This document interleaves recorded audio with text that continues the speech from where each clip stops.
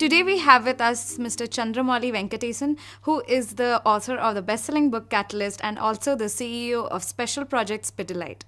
Welcome to the studio, sir. Thank you. Companies are most often the reflection of its leader. Is leadership skill something that you can acquire, or is it something that you're born with? I think firstly, if companies are a reflection of the leader, I don't subscribe to that model of leadership where you dominate a company. My own belief in leadership has been you also let the company character seep into you, and hence you're reflecting the company and you're carrying forward the values of the company. Absolutely. And I think that's the right balance of leadership. And a great way of being a good boss is to simply do what you expect from your boss, you start doing it for your subordinates. Yeah. And the same model works for leadership, which is if you just look up and say, what do I want from my leaders? Yeah. Am I practicing those things myself? And the day you start practicing those things myself, you will automatically become a leader. You've spent decades in the industry. How has your journey been? I mean, if you take my career journey, I think there are a couple of distinguishing factors about the journey. Firstly, I think while I worked on about 4 or 5 companies, there are 2 companies where I did more than a decade each in those 2 companies, Asian Paints and Cadbury. So I think that's one important thing to do, stints where you grow within the company. And the second aspect of my journey has been that bulk of my life has been sales and marketing.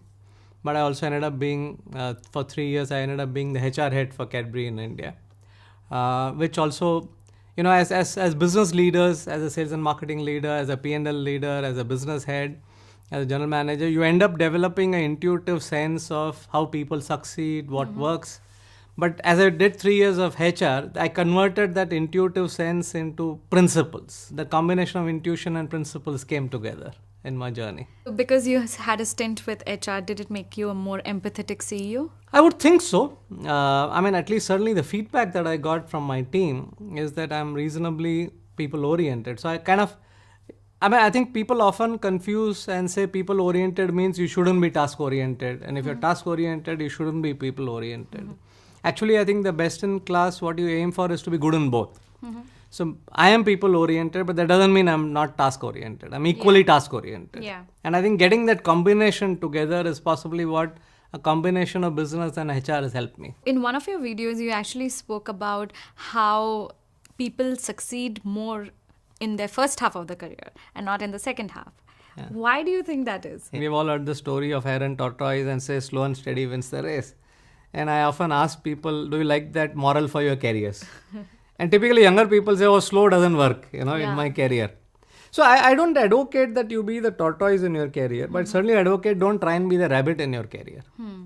Because a 40-year career cannot be won in the first 10 years. Yeah. And what I have noticed about careers, most people succeed in the first half of their careers. And very few people succeed in the second half of their careers. And hence the moral of the story that I like for careers is you got to win where it matters. And the only time in your career it matters that you win is the second half of your career. Yeah. Because you will succeed in the first half. Absolutely. And the reason you succeed in the first half is because in the first half you produce results based on systems, processes, and very active supervision from above you. Yeah. And hence a lot of our weaknesses get made up. Totally. In the second half you have to produce results of your own back. You don't get very high supervision. You are fighting against battles which are tough battles. Yeah. So hence preparing yourself to succeed in the second half is the single most important career objective that people must have. In your book, you said that you get what you deserve. Yeah. So did you get what you deserve? Absolutely. I do certainly feel privileged that I had a 27-year career. I've been operating at CEO levels. And more than designation and money, it's 2 things. It's one, the impact that I've got to make, which I feel is very substantial. I've got the opportunity to make impact. And 2, the respect and love that I've also got in return from the people I've impacted. Yeah. So I do feel privileged about my career. And I mean, I would say that the advice I have for younger people is really that you get what you deserve. And in careers, often younger people, I find, tend to focus on getting more. My advice is don't focus on getting more, focus on deserving more.